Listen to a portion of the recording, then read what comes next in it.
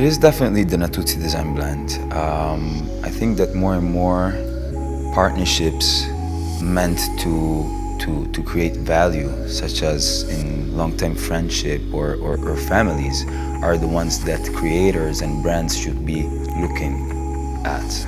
And in this case, calling for Nika was really a call for a friendship, you know, was something that was driven by passion for what Nika's been doing in the evolution of her style, of her design career, but in the meantime, passion for something different from Natuzzi, aim for something different in Natuzzi that blend with the Natuzzi DNA would have created something new.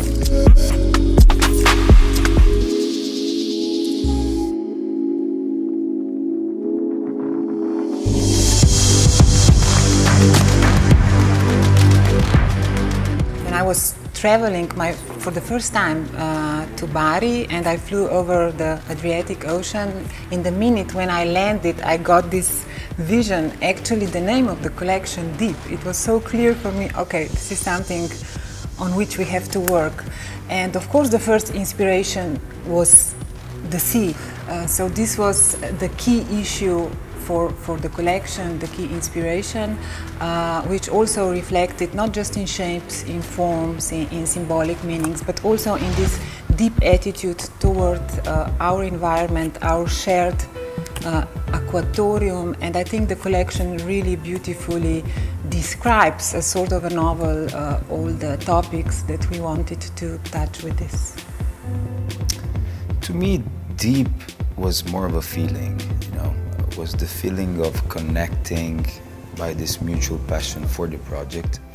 And in a sense, when I thought about where Nika was coming from and where the company is based and I am coming from, there basically is just a tiny little piece of sea dividing us, but at the same time uniting us.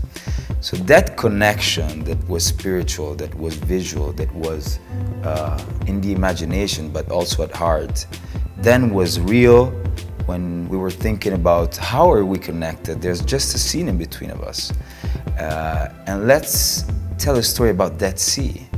Let's spread this message of respecting that sea, being devoted to that sea and to that connection. So that was the meaning for me.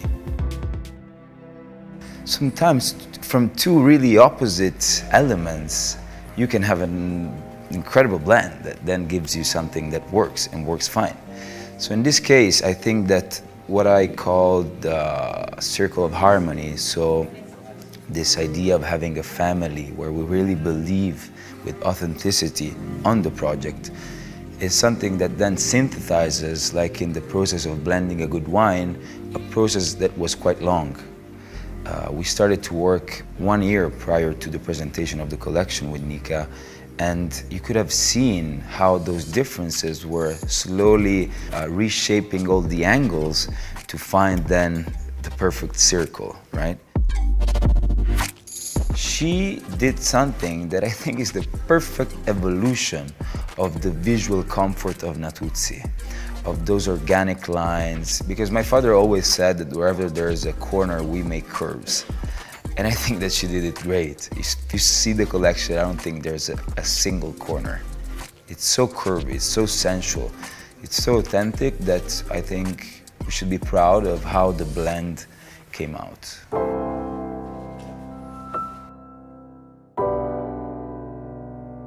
So I strongly believe in emotional ergonomics when it comes to the design. This is the theory that is teaching us that we react when we see an object in a first second.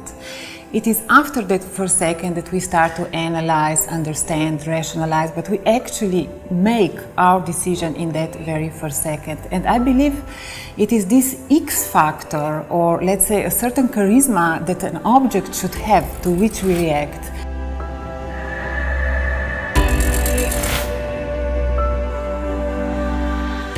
Of course, I have this very strong, passionate relationship with the nature, and I think I have this relationship on many levels. I like to spend a lot of time in the nature, whether it is on the seas or near the sea. I think that I always wanted to design with the same power, strength, and especially with the same attention to detail as Virginia Woolf, one of my big inspirations, wrote her novels. Because I believe these details that might seem really unimportant on a first glance are actually the details that can change the narrative of the story.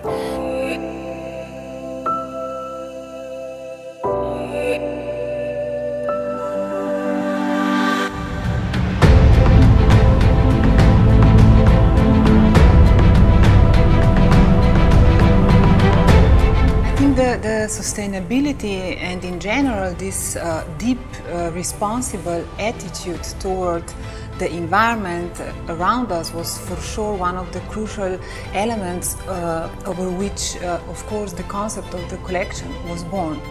Of course we addressed, I believe so, this sustainability not in a very simple way, because I think of course the sustainability has many levels through which you can address it.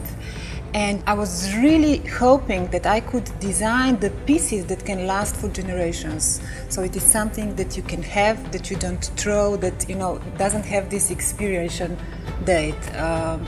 And I think this is really significant. Of course, we also try to apply sustainable materials, green materials, wherever it was possible. But then again, of course, these are big questions, big issues. It's not so easy to find the right way. But I think as a designer and as a company, you have to fight to add this responsible attitude toward the environment in every possible way. And I think this collection is on this road very strongly.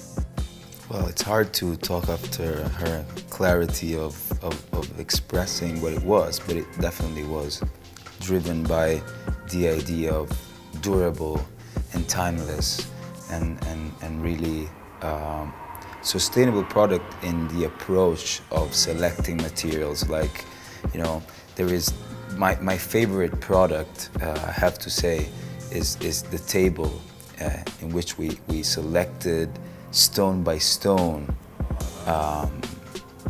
the composition of this composite marble.